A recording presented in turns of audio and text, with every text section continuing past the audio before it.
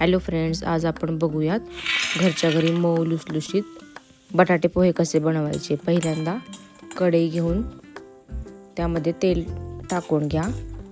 नंतर शेंगदाणे मीडियम फ्लेमवरती खूप छान भाजून घ्या।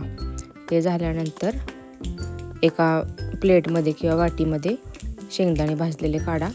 नंतर जिरं मोहरी चांगली तडतडू दे। त्यानंतर कांदा हिरवी मिरची घाला। ते झाल्यानंतर फ्रेश कढीपत्ता असेल तर तो घ्या आणि छानपैकी ब्राऊन होईपर्यंत परतून घ्या। ते करत असतानाच मीठ टाकून घ्या।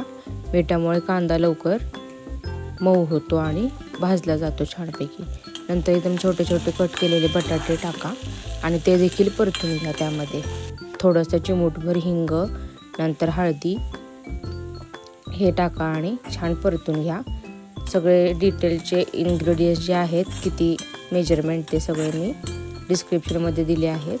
पोहे भिजवून घ्या एका चाळणीमध्ये छानपैकी, म्हणजे ते मऊ होतात। तुम्ही भांड्यामध्ये ते भिजवून ठेवले तर ते अशी खूप तुटले जातात। त्यामुळे चाळणीमध्ये जे काही पाणी असेल ते त्यातून नितळलं पाहिजे। आणि आता हे यामध्ये शेंगदाणे आपण एक भाजलेले टाकून द्यायचे। थोडंसं वरून मीठ आणि तुम्हाला हवा असेल तर तुम्ही साखर पण ॲड करू शकता। हे टाकून छानपैकी मस्त एकजीव करून घ्यायचं आहे। हलक्या हाताने मिक्स करायचं आहे।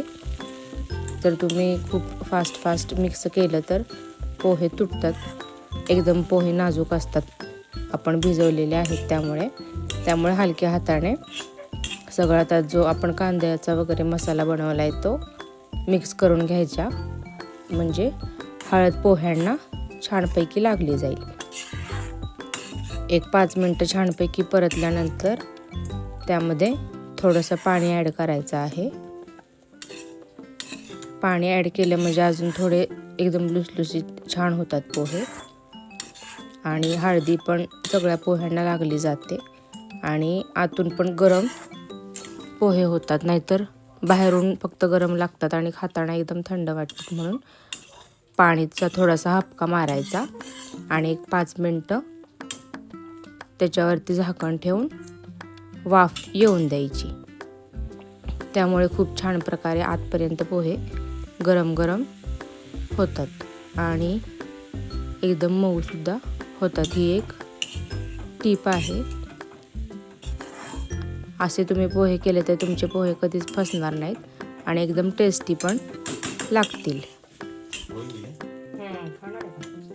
बटाटा टाकून आता हे मी छानपैकी मिक्स करून घेतलेलं आहे पाणी टाकून। आता यामध्ये आपल्याला हिरवी कोथिंबीर टाकायची आहे। कोथिंबीर टाकून छानपैकी मिक्स करून घ्यायचं आहे आणि त्यावरती झाकण ठेवून द्या एक 5 ते 10 मिनिट। लक्ष द्या, कारण की जर जास्त वेळ जर तुम्ही झाकून ठेवलं तर खालून चिकटू शकतात पोहे। आता झाकण मी काढलेलं आहे, तर तुम्ही बघू शकता छानपैकी वाफ पण येते पोह्यांमधून आणि एकदम मऊ दिसत आहेत आपल्याला।